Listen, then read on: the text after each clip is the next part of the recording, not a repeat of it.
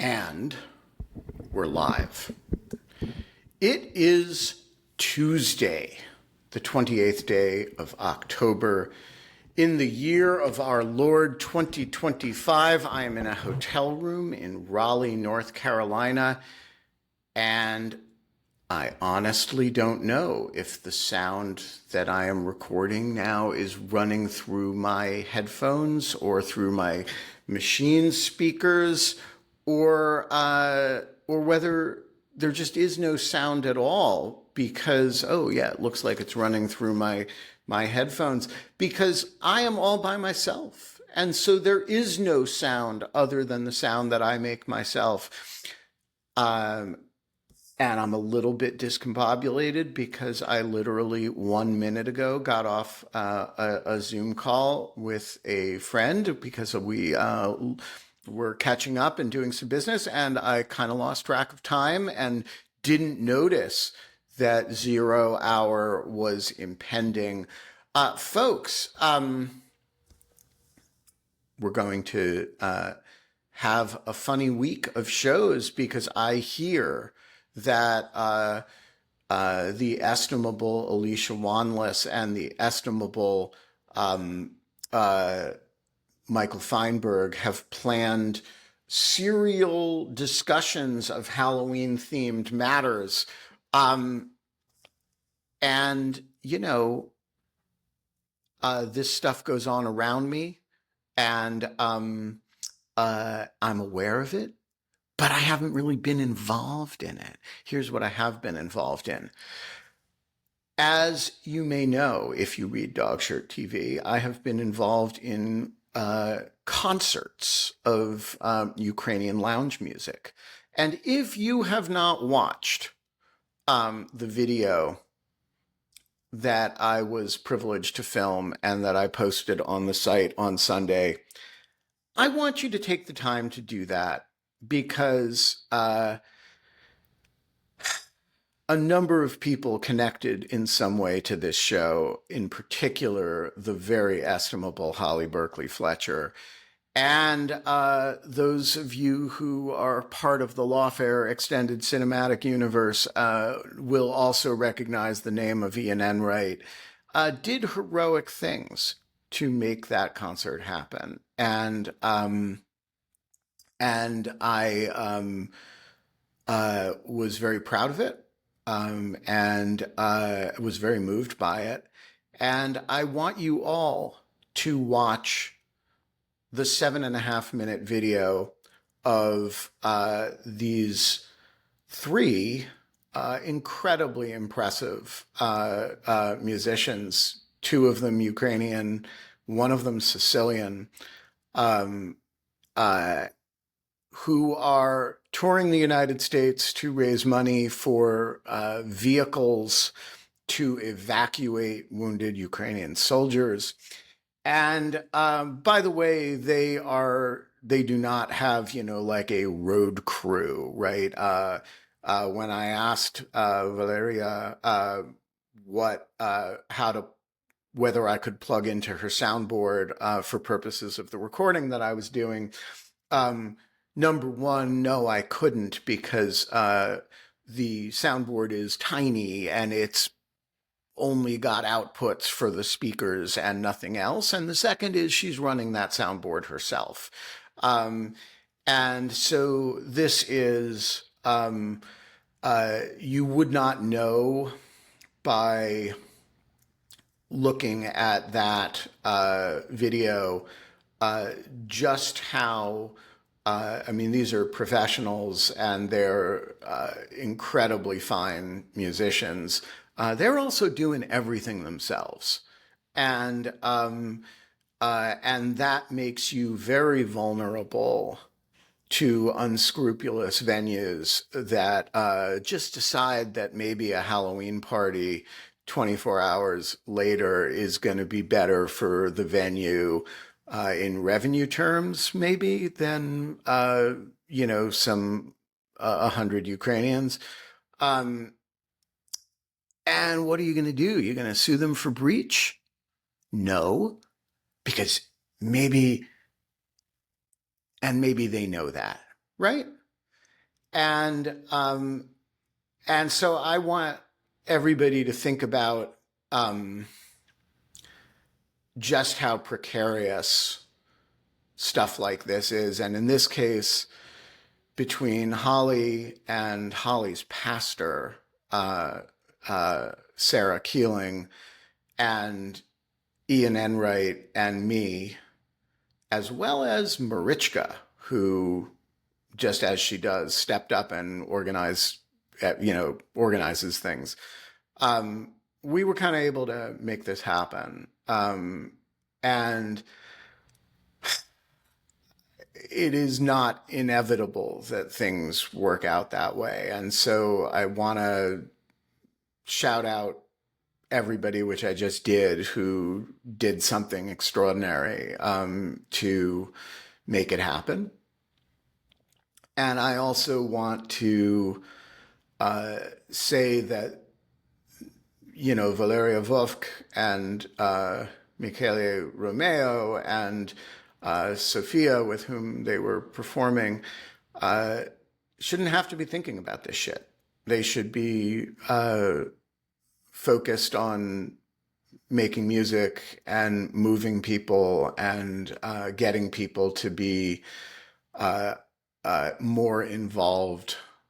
And so, let's help them raise some money. And if you have already contributed to the foundation for which this was a fundraiser, links to which are in various ways to do it, are in the post that I posted on Sunday. Thank you. And if you haven't already done so, please consider it. This is, I think, weirdly one of the more moving experiences that I have had over the last, I don't know, month or two. And it brings together an important cultural revival movement with raising money for the effort to defend against the annihilation of this and other features of Ukrainian culture. So, enough said on that score. Please help out if you can.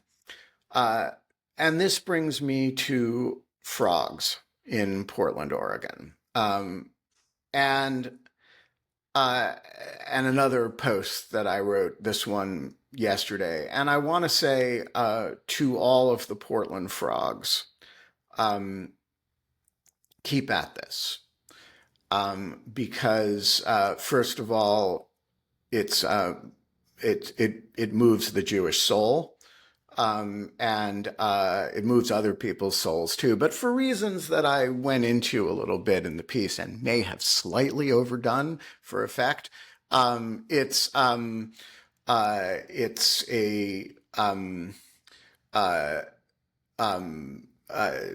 there's a reason why Jews are gravitating to this. Secondly, frogs harassing ice, funny. It goes with my humor arguments. There's something just funny about it. And so, support the frogs. I don't know how you support the frogs. I don't know if there's does the Portland Frog Brigade have a website that you can donate to? But, if you are inclined to get an inflatable frog costume and harass ICE officers using it, that is a very, very good way to spend your time. And I just want to shout out the Portland Frogs.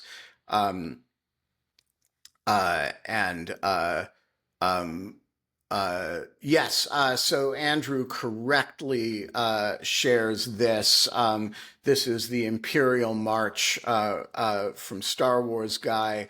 And he was detained and handcuffed, and the ACLU is now suing on his behalf. There are 100 little things you can do that are mischief.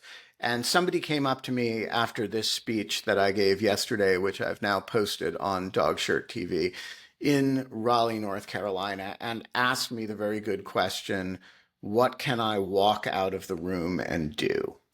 And I just want to say, you can walk out of the room and do whatever mischief is in your heart, because you don't know when you're thinking about donning a frog costume the first time that actually this is gonna go viral in a huge way. You don't know that it's gonna move, Jews all over the country, because you probably weren't thinking about, Exodus chapter 8.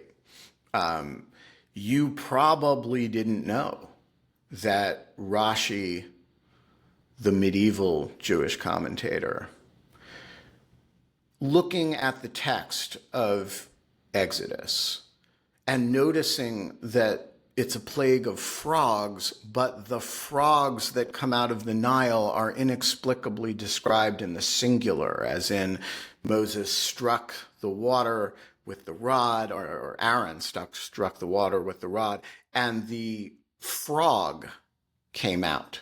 And it's a plague of one frog. And Rashi resolved this issue because, of course, there are no accidents in the texts in traditional Judaism. All textual decisions are decisions and they have meaning. And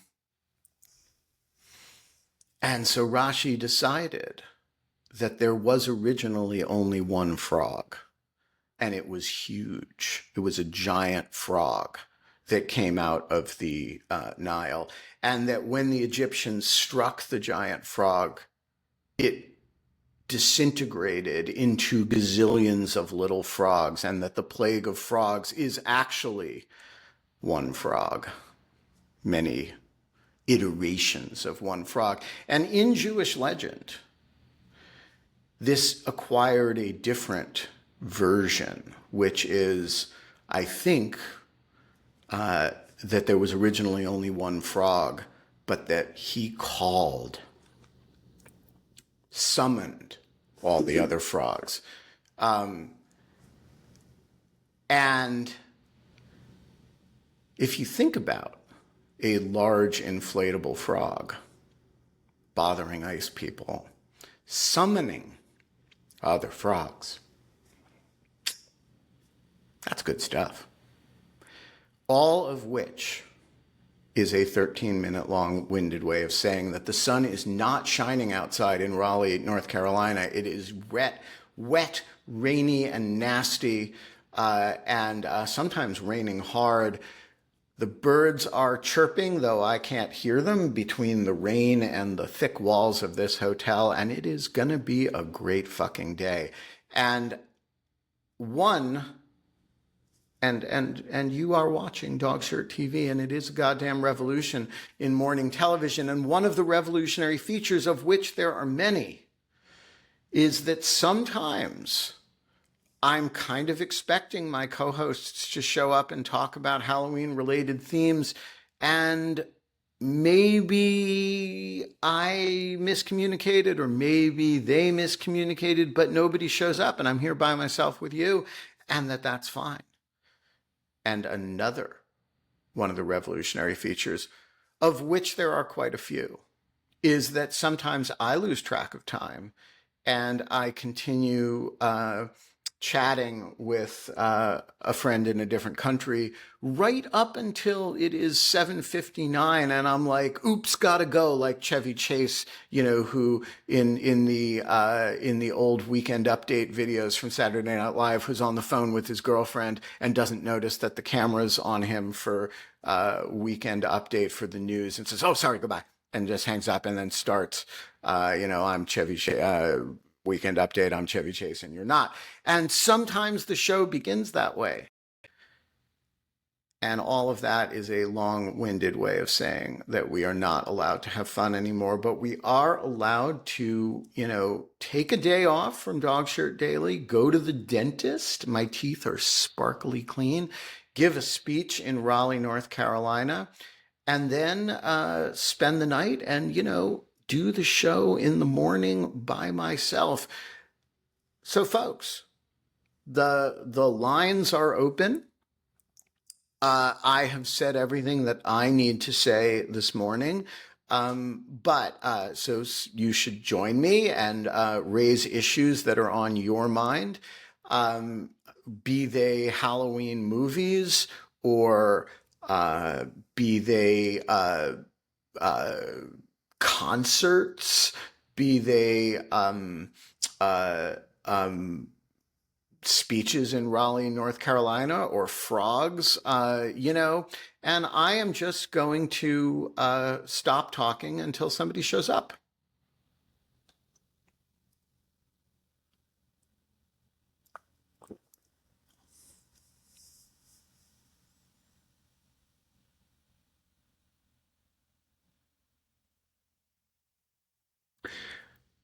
Oh,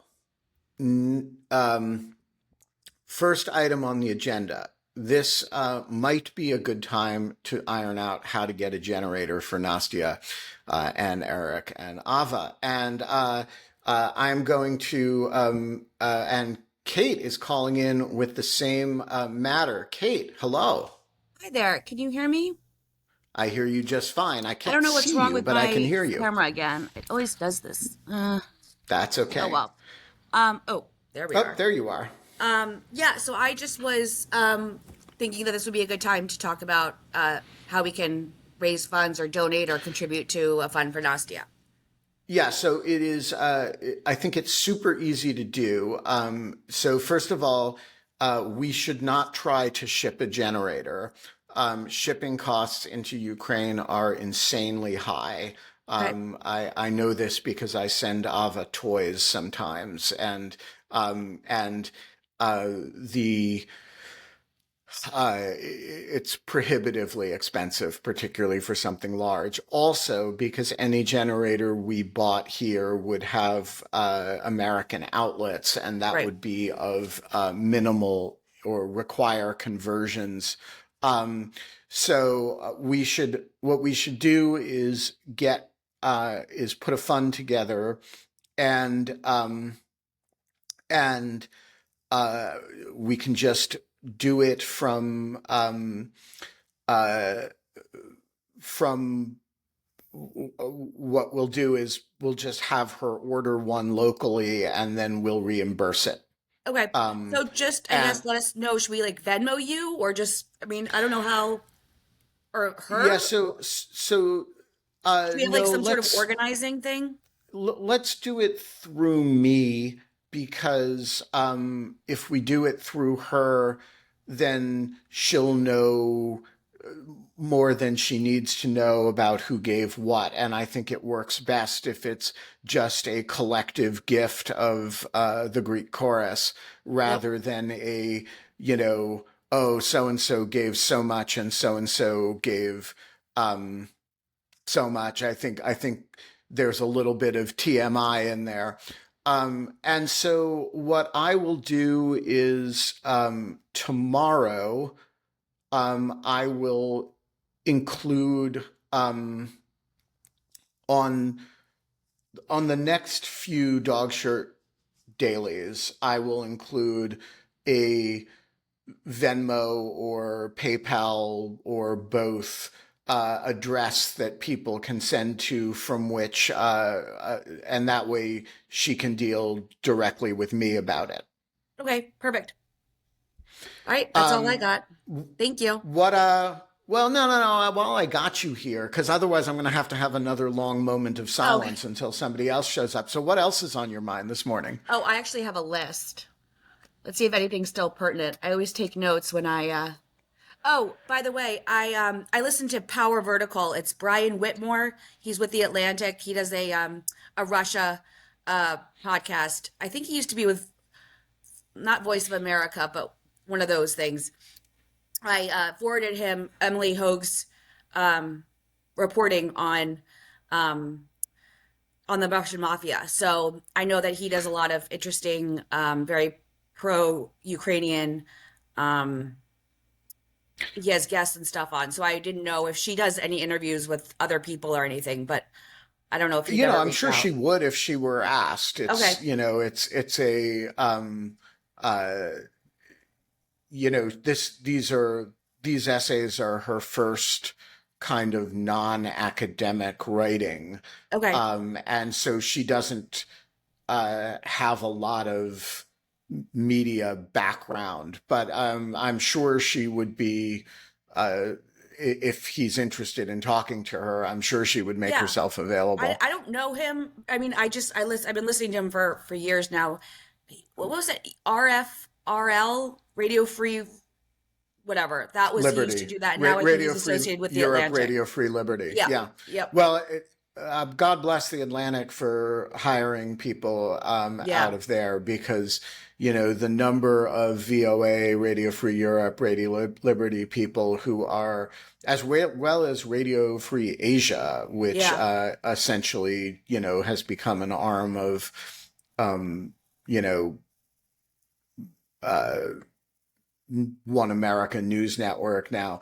No, I'm serious. I know. These entities are basically broadcasting propaganda now, and the number of serious journalists with, in many different languages who are unemployed as a result of this is it's just really dispiriting, and other news organizations need to be picking up the slack. And the slack here is humans who need employment and have really great experience. And the problem is that the um, the problem is that the other media organizations are themselves pretty cash strapped right Right. now, and It's not a so great, yeah. it's not like, it's 1958 and Right. one newspaper has closed, right?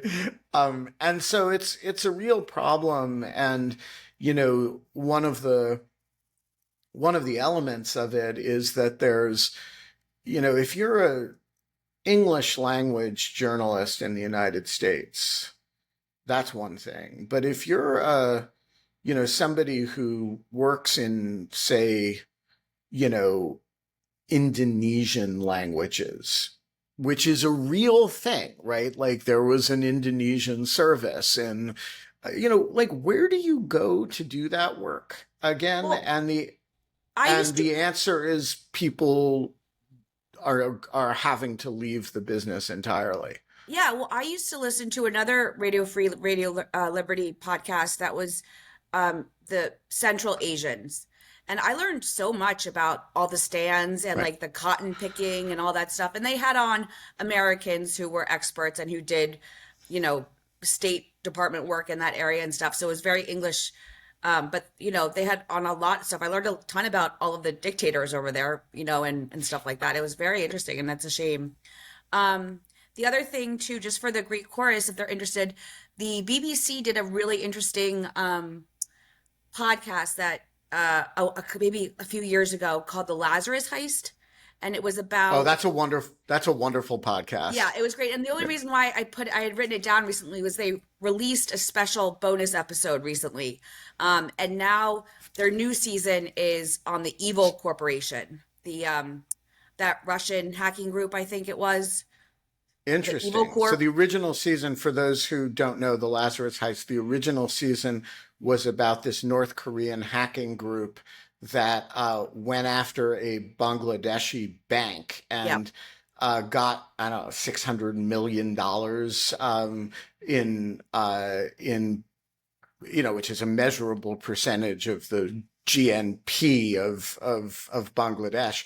And it is a terrific piece of work. Yep. And there was a second season, I think, that was also about how the Lazarus Group was laundering money through uh, casinos in I think in Macau or Okay. in and so yeah, the Yep. team that does the Lazarus heist is just it's a it's a really good for those who are interested in national security uh narrative podcasts. It's a really good example of very fine work in that space. I didn't know they had a new season Yep. out. It's in the So Lazarus feed. It's the Evil Corp. And that's it's pretty good so far. There's only three into it so far. So excellent. Okay, we got to I'll pop answer on with this more if question. I have think of anything. Thanks. Excellent. Good to see you, Kate. You too. So Don asks, do state-sponsored hackers need to launder money? And the answer is absolutely they do. Because if you are, if you want to be able to use money in other countries, you can't have them in, say, sanctioned accounts or linked to sanctioned institutions. You have to make them available through something that's clean. And that is one of the functions that money laundering plays. Joel, and I want to Good tell morning, you all sir. something about Joel, which you will all recall that Oh he no. made blueberry soup ice cream recently, and we discussed that on the show. And the other day, a package arrived at my house with two packages of blueberry soup mix. And I am going to use them to make blueberry soup ice cream myself. And we're going to use one to make blueberry soup and one to make blueberry soup ice cream. And I'm going to Yep. make a determination of the question that Joel and I were discussing, which is the ice cream meaningfully blueberry soup ice cream as opposed to just blueberry ice cream? I haven't had a chance to do it yet. Things have been a little bit hectic, but it is coming. And Joel, thank you for the goodie package. Now I What sent is you on two your of mind this them. morning? Well, just to complete the blueberry topic, I sent you two of them in case Holly needed one. Now, Oh, okay. or if you wanted to do a side by side, and then the two of you try that. I don't know. We're So we're, the we're other going to thing, work on it, yeah, there will be a full report when this is good, ready. good. So your Nastia power needs thing, we kind of got to chatting in the sidebar. During COVID, for the mountain bike races and the ski races, I had to set up remote cameras and an outdoor Wi-Fi system so that we could live stream the races for the parents. And in that usage, so I was standing up Ubiquity towers with a gigabit throw back to kind of the base camp. And then I was using goal zero batteries to power my towers. So what I was wondering is that I'm not sure of what her needs are, but she may find a combination of gas powered generators and then goal zero batteries. In field usage, the flexibility of those goal zero batteries turned out to be really, really helpful.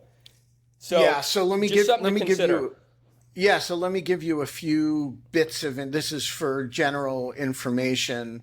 And just to be clear, I will spend as much money as people contribute. This is a set of problems has that you can really spend some money on, and you can Hmm. spend your way out of. But there's basically three power needs. The first is um, uh, the first and most important in the winter is heat. Um, um, there are um, the reason this is such an effective terror tactic is that Ukrainian winters are no joke, right? Yeah, for sure. And so if you knock out the heat to a lot of people over time, you end up causing a lot of hardship. You end up forcing people out of their houses into warming shelters. You end up so the second thing is when we say generator here, we actually, in fact, mean batteries because you Okay. can't use gas-powered generators indoors, as you know. Right.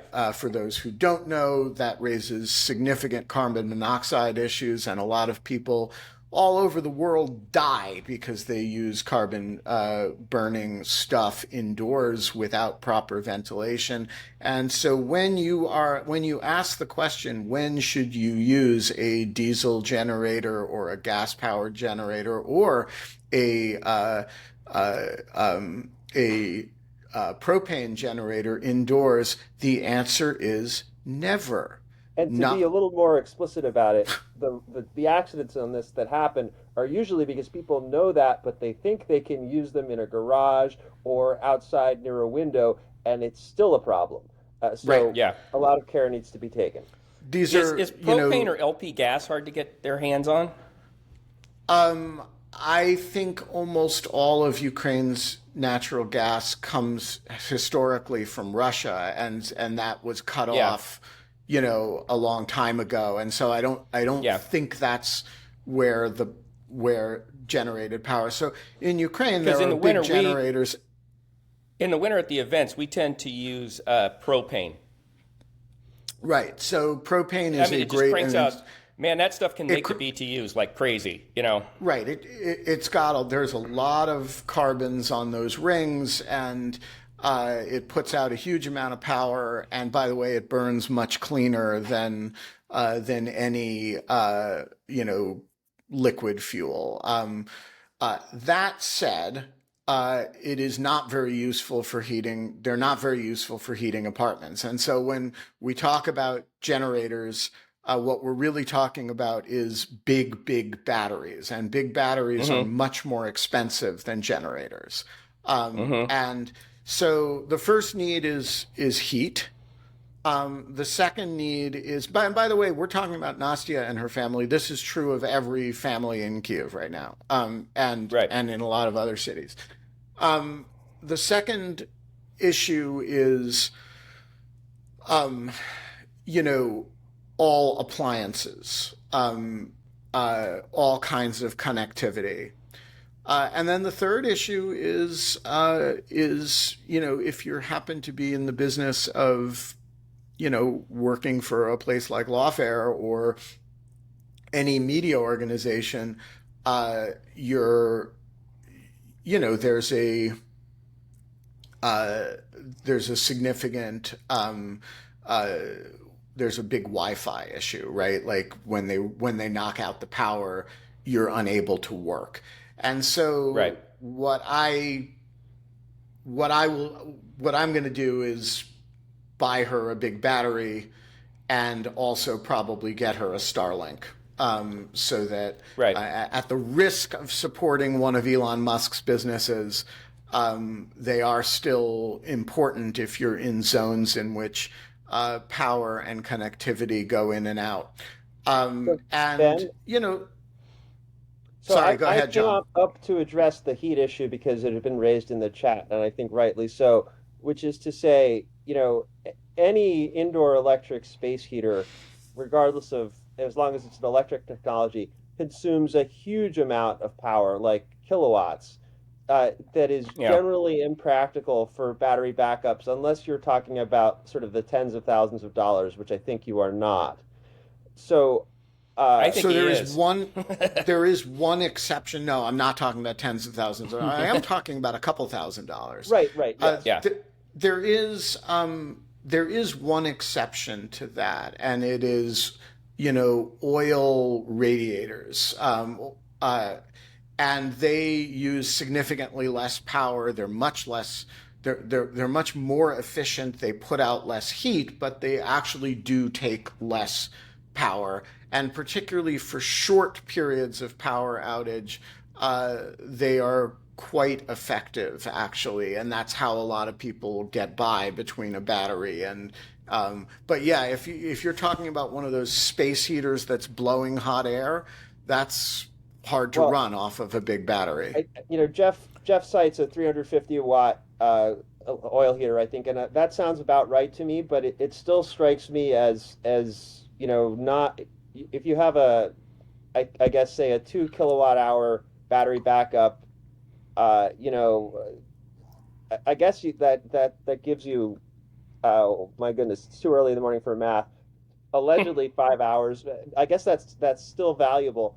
But Better than I nothing. just, yeah, I just thought some expectation setting was appropriate. The other thought was, Nastia had mentioned that she said she had what sounded to me like a heat pump because she's mentioned turning on the AC, and of course, if you're doing that to produce heat, that's a heat pump, and that's substantially more efficient than either an oil-filled heater or an electric resistive heater.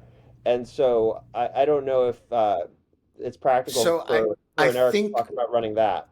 I don't know if those can be easily rerouted to a battery as opposed Right. to the and so like I would have to look at their configuration. But fortunately, Eric is very handy, and there are lots of people for the reasons of what's gone on in the last 3 or 4 years who know how to jerry rig these situations. The issue is cost, and I am going to make this problem go away. And anybody who wants to help me do that is very welcome to do it.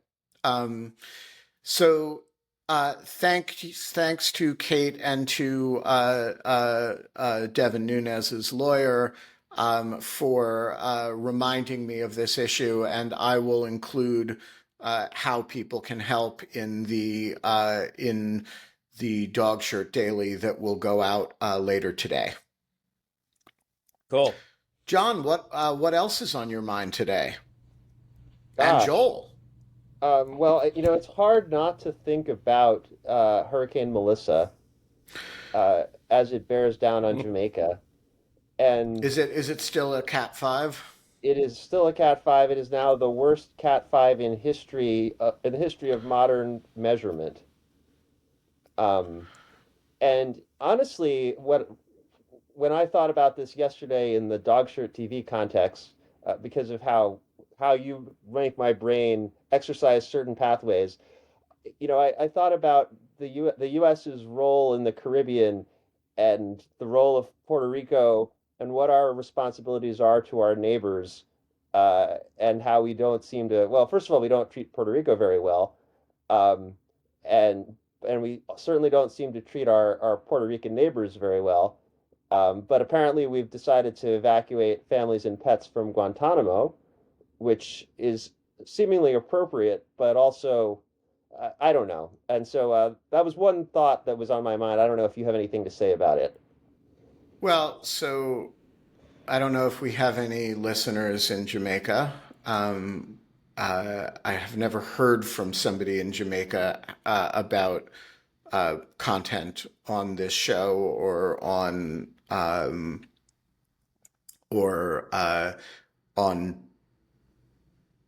so I don't assume we do. That said, we're thinking about you. Um, So, look, there's a bunch of factors here. One is that there is exactly one entity in the region. So, a storm of that magnitude cannot be managed. A lot of people are going to die. Um, you cannot evacuate Kingston, Jamaica, unless the U.S. Navy wants to come in and do it. And it's probably Um, too late now. and it's too late for that now. And so, Jamaica is not a small population, and it is living in this zone where, storms that we deny are getting stronger because it's inconvenient, and because you can always say you can't treat any one weather event as a reflection of climate change. And yeah, except that, you know, Turks and Caicos was almost completely, and St. Martin's were almost completely destroyed a few years ago. And now Jamaica, which is one of the larger, non-Cuba countries in the Caribbean, is it's going to take a massive, massive hit with huge humanitarian consequences. And you know, so the first thing is we have to have a serious set of conversations about whether some of these islands are still inhabitable in a way that doesn't involve, the regular catastrophic loss of life. And I don't know how to think about that problem. And what is our responsibility as the only entity with the capacity to do massive evacuations in short periods of time? Do we need a treaty regime with these countries in which the U.S. Navy takes responsibility for getting people off the islands in reasonable periods of time?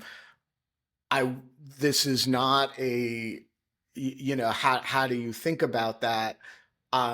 I think we have to think about, like, what is our responsibility, not right now to Jamaica. Our responsibility in this situation is to fly in as much aid as quickly as we can after the storm passes and help people get who are in a, which we won't do, by the way, but there's a longer term question here, which is, what do you do if you're the Turks and Caicos Islands, right? What do you do if you're, I mean, some of these entities are still colonial possessions, like the Cayman Islands are still technically British. I think we could take the position that, for those countries that aren't fully independent, the Dutch, St. Martin's is still notionally Dutch. There are other countries that have certain responsibilities here too, but Jamaica is an independent country, and I don't think it's a messianic vision of the United States to say, hey, we need to uh, we need to play a role in the longer term viability of these countries. Uh, and yes, and France as well. There are still French possessions um, in the Caribbean, and we just need to have a mature conversation about it. What are the countries that uh, we have close enough historical relations and family relations and social relations that that nobody else is going to step up for, that we're prepared to do that. And I think, if we had the kind of administration you could have that conversation with, there's probably a lot of creative thinking you could do about what a, you know, when the storm is bearing down on Jamaica, how many people can we help move to the nearest safe island location, right? And could you have a coalition of islands and us that were where we provided the transport, we provided, logistical capacity, they housed each other, right? I mean, this is it's not a traditional defense problem, but it is a problem that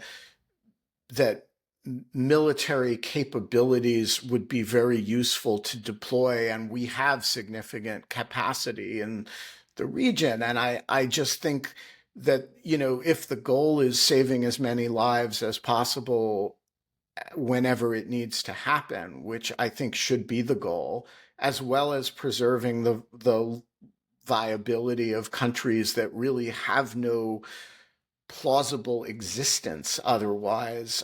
There's actually, I think, a lot you could do. You would just have to give a shit. Yeah, I guess I don't have a good feel for what other large countries, may be in there to fill the historical role that that our country and USAID have filled.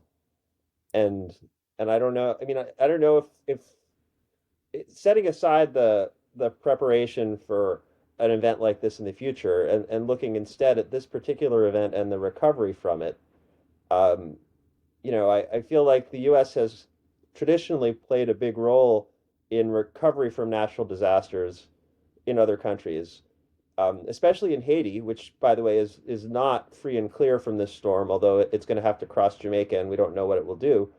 But it is expected to turn to the northeast, and that's Haiti is there. Um, Right. I, I don't know if we're going to see a different world of other large state actors potentially stepping up or being asked to step up, and I don't have a great sense of how this has actually worked in the past.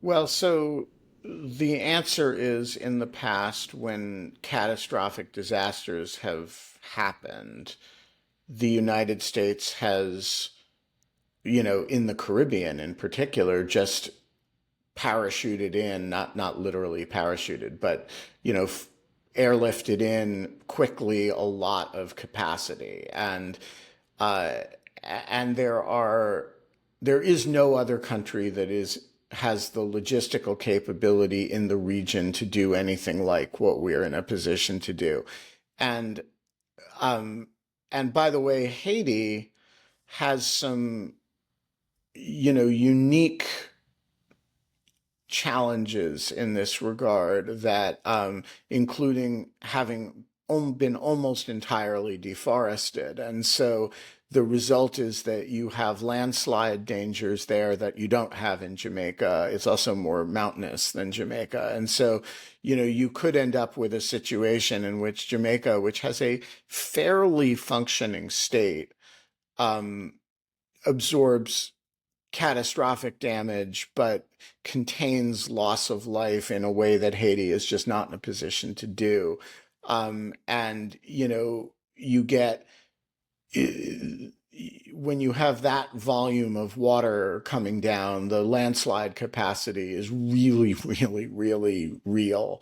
And that's what killed a lot of people in Mexico not that long ago. And but look, I think it needs to be a regional thing because there's a few questions. One is, how do you there's no structure that you can build that is reliable in a Cat 5 storm of like there and And I think also we should mention, the NHC has been pretty clear that the risk here is less about the horrible winds, which are an issue, but it's rather always that, about water. yeah, it's predicted to be 3 feet of water. Normally we measure water in the low number of inches, and so 36 inches of water, 3 feet of water is not a small thing, and I think it's not a thing that Jamaica has really had to deal with. Um, and also storm surge, as was pointed out in the chat by Albert. Yes. Right. And so when you're talking about, I haven't looked at elevation maps of Jamaica, but it's not like the highest points are not that high. And you could really imagine situations in which, and there are, in which there just isn't dry land to flee up to, and, or Well, at it does least have some stable dry 7,000 land. foot mountainous areas, so Right, but you can't be, yeah. on the face of a mountain in the middle of a hurricane, right? I mean, like, like, Yes. okay, so you have to exclude the places where you're on exposed, essentially exposed rock, and you have to exclude the places that are, at or near sea level, because those are all going to be inundated. And so the question is, what is between the 7,000 feet and the sea level? And my impression is it's not that much. Yeah, that I don't know. I don't, as I say, I have not looked at a topographical map of Jamaica recently, but I would be very worried about, you know, unless you're inside that mountain, there's not going to be a lot of safe places. And I think we do need to think about, how we're going to get stuff in quickly. And I have every confidence that Pete Hegseth is doing is working that very hard. And I'm grateful. Um, and we also have to be thinking about, what our airlift capacity is to get, patients out, people who are injured out, uh, it's going to be extremely horrible. And, again, I think it really, both in the short term and in the long term, comes down to how much do you give a shit? Um, and, that's I mean, that's a question that should answer itself and doesn't. I suppose this sort of turning the topic a little, um, I was mildly surprised that the National Weather Service appears to be fully functional during the government shutdown. Um, and I guess presumably our assets played a significant role in the early warning systems for the hurricane in the region. So I guess we can acknowledge that. And I don't know if there are useful things to say about the government shutdown if you're looking for further topics in the remaining 10 minutes. Well, I will just say about the government shutdown that first of all, it may be come inching toward an end at this point. There's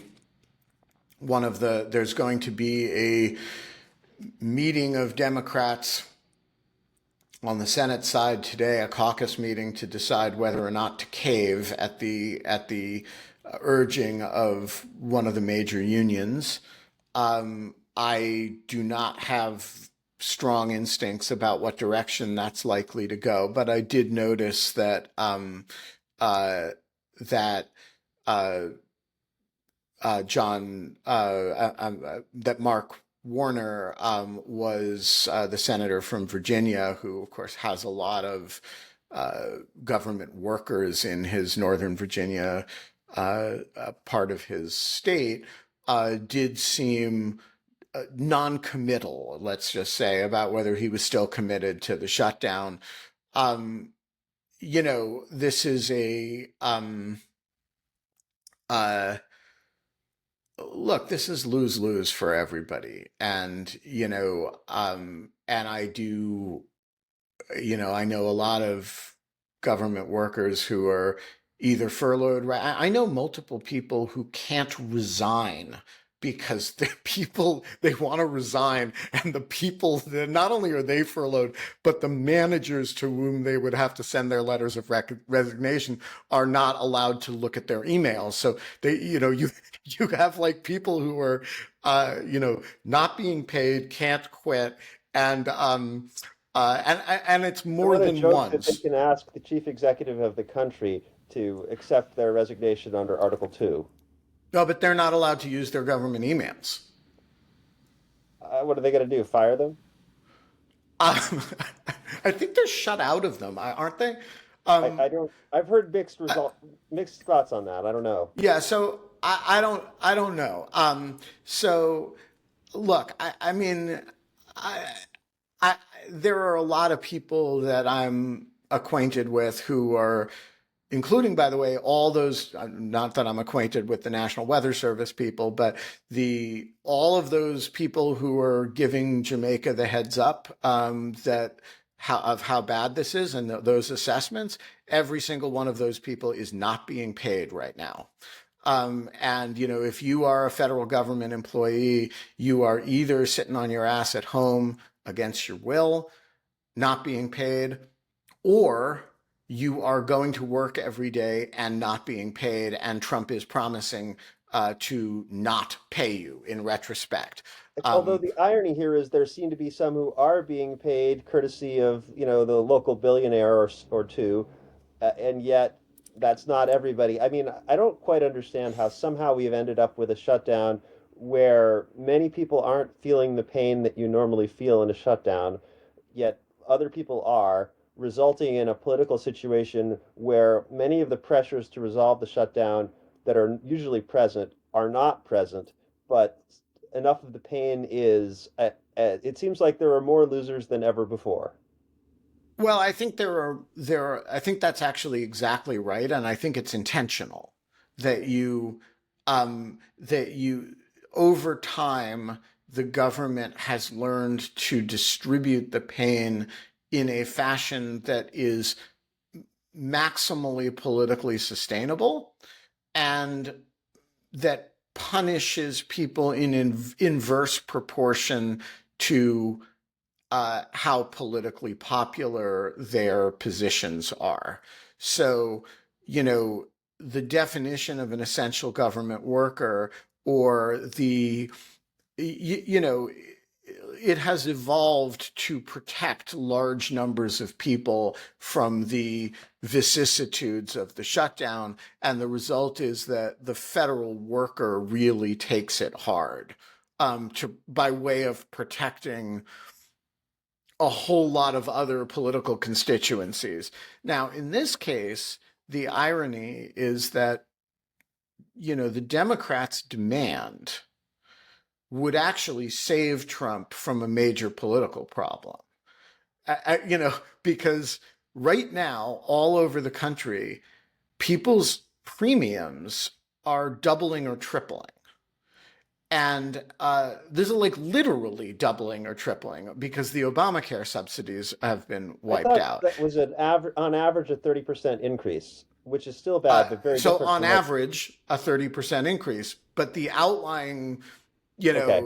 there are, and by the way, if you are, if your mean is a 30% increase, there are people who are, it's a much higher than that.